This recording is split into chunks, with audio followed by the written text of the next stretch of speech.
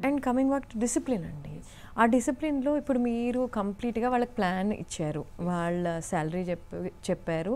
వాళ్ళ నీడ్స్ ప్రకారం మీరు ఒక స్ట్రక్చర్ ఇచ్చారు. ఒక పర్సెంటేజ్ ఇచ్చారు. గోయింగ్ బ్యాక్ ఇది తీసుకొని వెళ్ళాక కూడా మళ్ళీ డిసిప్లిన్ తప్పినప్పుడు అలాంటివి మీరు చూసే ఉంటారు కదా!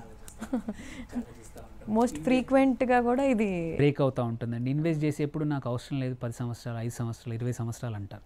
ఇది మా పాప చదువుల కోసం, మా బాబు చదువుల కోసం, మా రిటైర్మెంట్‌కి అంటారు. బట్ ఏమవుతుంది, స్టిక్ అవుతారు ఫస్ట్ కొన్ని రోజులు. ఒక 3 సంవత్సరాలు, 4 సంవత్సరాలు. సడన్‌గా అమౌంట్ చూస్తే ఒక 20 లక్షలు కనబడుతుంది.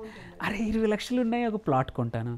అరే 20 లక్షలు ఉంది, ఒక 6, 7 లక్షలు యూరోప్ ట్రిప్ వెళ్తా, ఆర్ సింగపూర్ వెళ్ళొస్తా, ఆర్ కార్ కొంటాను, మిగిలింది ఈఎంఐలో పెడతాను, ఉండనిలే మిగిలిన డబ్బు.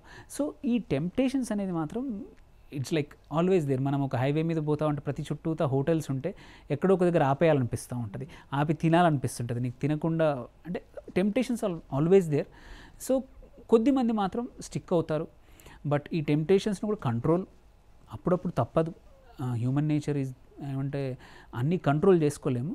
ఉన్నంతలో కంట్రోల్ చేసుకొని over a period of time Pakka.